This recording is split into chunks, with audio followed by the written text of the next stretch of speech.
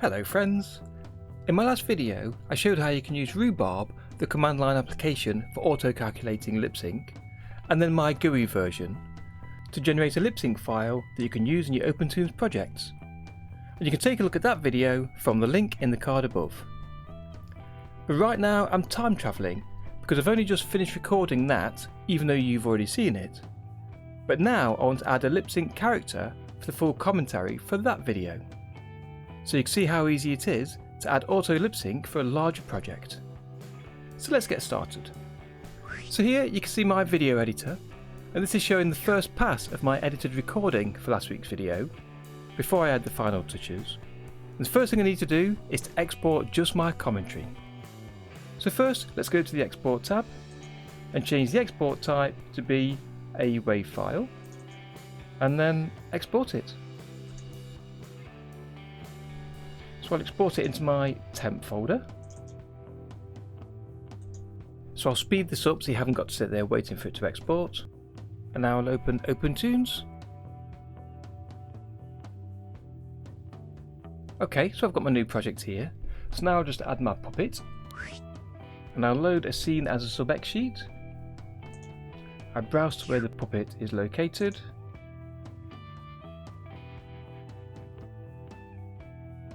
In the scenes folder, it's the Darren Tea toon scene file.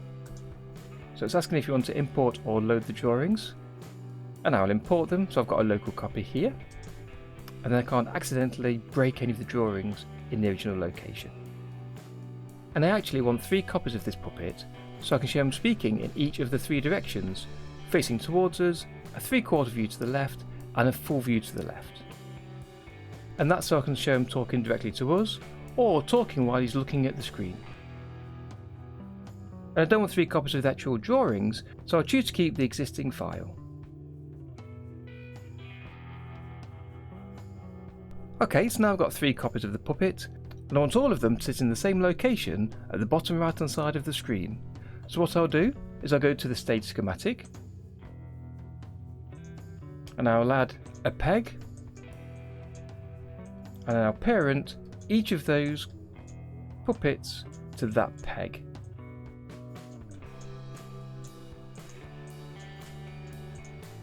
Which means if I select the peg and then adjust the position and the scale, each of the 3 puppets will be moved in exactly the same way.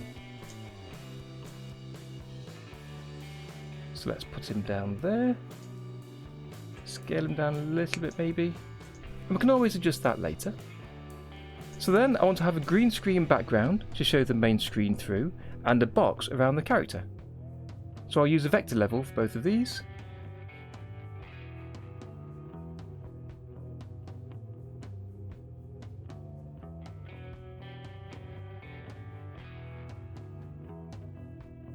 So we'll tidy that up later properly, but for now let's step into each of these puppets. So we'll step into the sub-xsheet, and in here you'll see I've got the puppet facing in all 3 directions. So I'll delete all of the frames where he's facing in the 2 other directions. And to do that, I'll use the remove frame option that I've mapped to a keyboard shortcut. And then I'll do this for the other 2 sub-xsheets as well. So now I've got 3 columns showing 3 puppets facing to the right, 3/4 view, and to the front. But as I said, we want the puppet to face to the left, not to the right.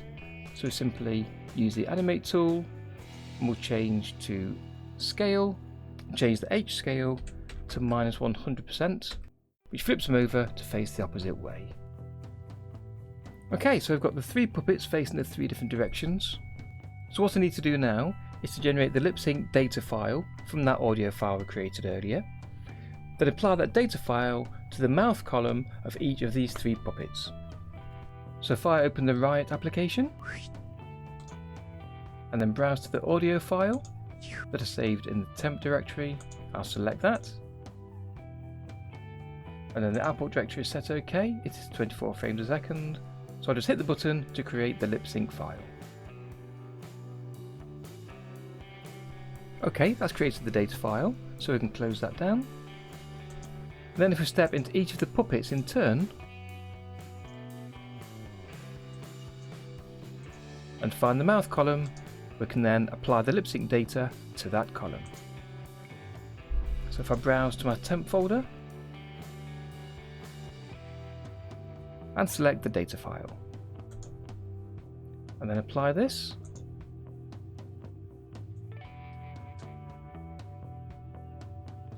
and that sets up all of the mouth shapes. And we need to apply the data to this chin shadow column as well, so that the shadow moves with the mouth.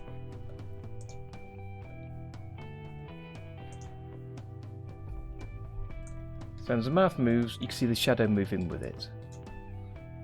And then we just need to extend all of these columns up to that final frame.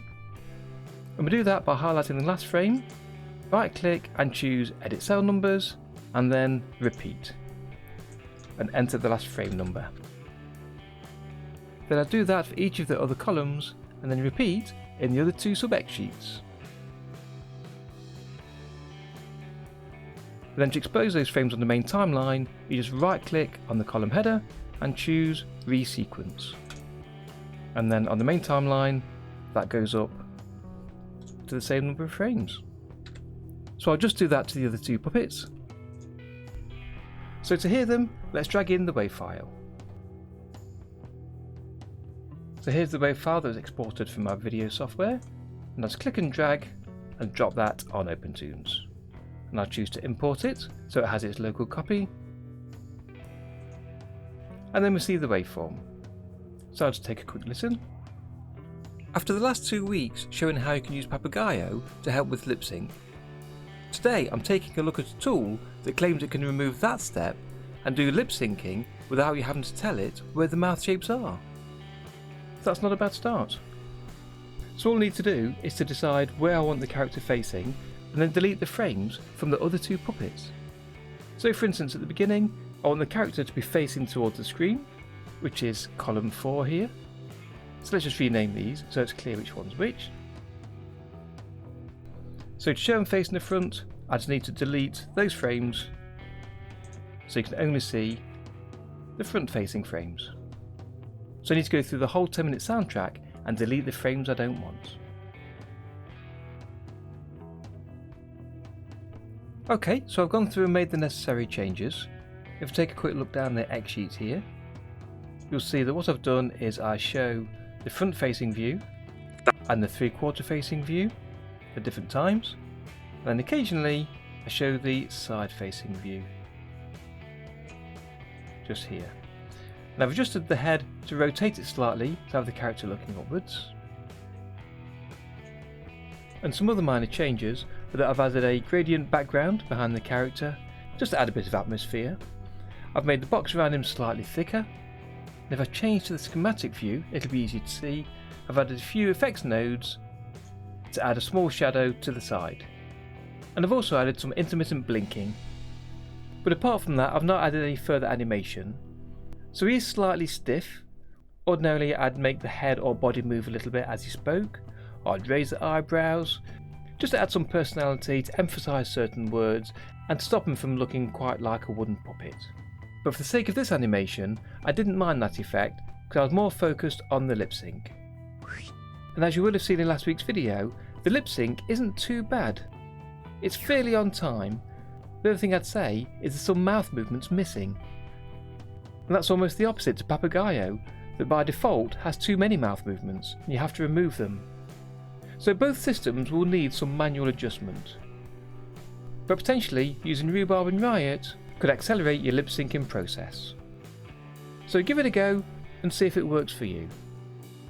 But in my next video I'll take a look at manual lip syncing to see the different features of OpenToonz that you can use to put lip sync together entirely by hand. So I'll see you then. And that's a Darren Tea.